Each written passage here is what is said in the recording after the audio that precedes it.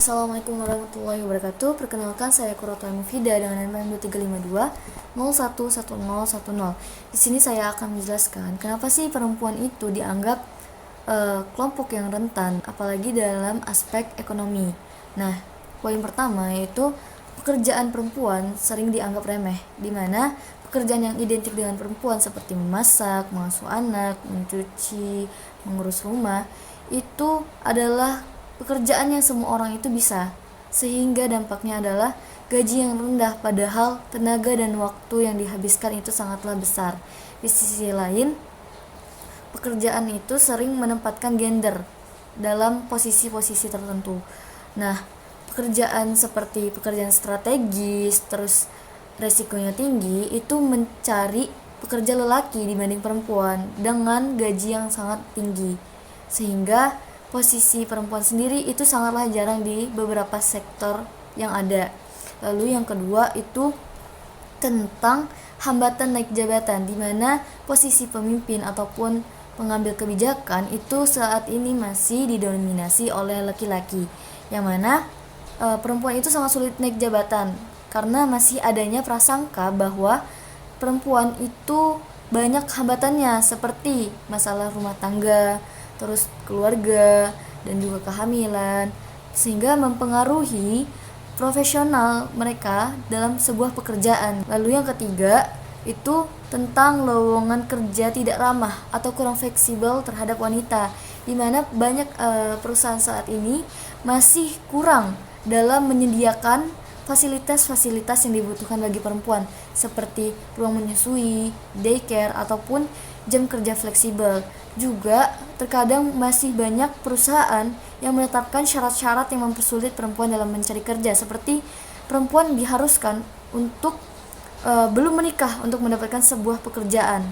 Dan juga masih ada perusahaan yang menetapkan jam lembur yang sangat kaku sehingga memberatkan bagi perempuan. Makanya saat ini perempuan itu sulit untuk menentukan pilihannya dalam bekerja karena pilihannya pun sulit untuk diterima gitu.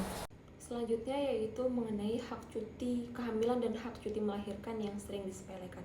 Sebenarnya hak cuti melahirkan di Indonesia itu sudah diatur secara hukum di dalam Undang-Undang Nomor 13 Tahun 2003 tentang Ketenagakerjaan dan diperkuat lagi oleh Undang-Undang Nomor 4 Tahun 2024 tentang Kesejahteraan Ibu dan Anak. Sebenarnya cuti kehamilan itu yang diatur dalam kedua undang-undang ini ada 3 bulan.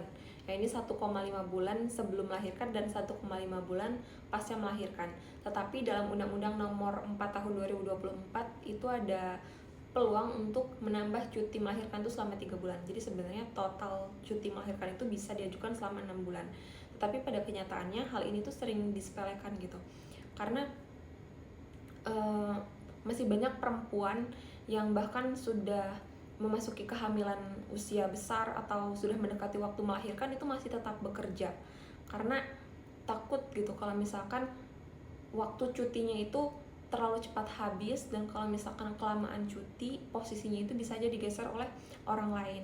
Selain itu waktu cuti yang diberikan juga kadang belum cukup gitu untuk memulihkan baik itu fisik dan juga emosional pasca melahirkan atau masa-masa mengasihi. Dan beberapa perusahaan juga cenderung menganggap kalau cuti melahirkan ini itu sebagai beban biaya gitu, dan cenderung menganggap bahwa cuti melahirkan ini adalah kerugian dari produktivitas. Akibatnya banyak perempuan yang bahkan baru melahirkan 2 minggu atau 1 minggu itu langsung bekerja gitu karena ada tuntutan pekerjaan. Ada ketakutan kalau misalkan kelamaan cuti posisinya bisa saja digantikan atau digeser oleh orang lain. Bisa jadi kalau misalkan kelamaan cuti itu kesempatan untuk mendapatkan promosi atau naik jabatannya itu berkurang. Bahkan ada juga ancaman-ancaman untuk memotong gaji gitu. Jadinya akibat hal-hal tadi itu banyak perempuan yang memaksakan dirinya untuk tetap bekerja meskipun setelah melahirkan atau bahkan sedang hamil besar.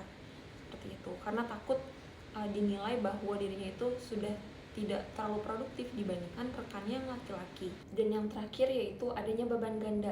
Jadi perempuan itu kan seringkali sudah memikul tanggung jawab penuh di rumah sebagai ibu rumah tangga. Dan kalau misalkan dia juga bekerja, maka dia harus bertanggung jawab di kedua aspek tersebut, sebagai ibu rumah tangga mengurusi tanggung jawab di rumah, dan sebagai pekerja gitu. Dan seringkali waktu yang dihabiskan perempuan untuk menyelesaikan tanggung jawabnya di rumah itu tuh membuat mereka sulit gitu untuk fokus mengembangkan diri atau mencari penghasilan tambahan.